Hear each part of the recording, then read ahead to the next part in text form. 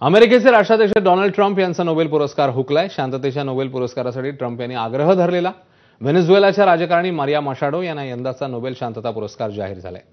Norwegian Nobel समितीने Maria Corina मशाडो यांना व्हेनेझुएलाच्या नागरिकांच्या लोकशाही हक्कांना प्रोत्साहन देण्यासाठी आणि हुकुमशाहीतनं लोकशाहीकडे न्याय्य आणि शांततापूर्ण मार्गाने जाण्यासाठी केलेल्या संघर्षाकरता 2025चा नोबेल शांतता पुरस्कार जाहीर केलाय।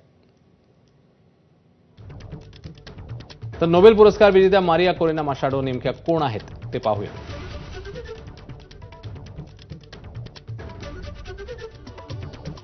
व्हेनेझुएलाच्या अभियंता, सामाजिक कार्यकर्त्या, प्रख्यात राजकारणी अशी त्यांची ओळख आहे। अभियांत्रिकी आणि अर्थविषयक शिक्षण त्यांनी घेतले। लोकांच्या जीवनात बदल घडवण्यासाठी समाजकारण आणि राजकारणाची वाट त्यांनी धरलेली आहे।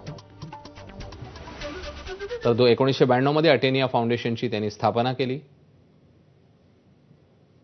बेघर आणि गरजू मुलांच्या शिक्षणासाठी या फाउंडेशनचं मोठं काम आहे। निष्पक्ष निवडणुकांसाठी कार्यरत सुमाते संघटनेची 2002 मध्ये त्यांनी सहस्थापना केली। 2010 मध्ये व्हेनेझुएलाच्या राष्ट्रीय सभेत विक्रमी मताने त्या विजयी झाल्या। पुढे 2014 मध्ये लोकशाही आणि स्वातंत्र्याच्या समर्थनाबद्दल त्यांना पदावरून हटवण्यात आलं।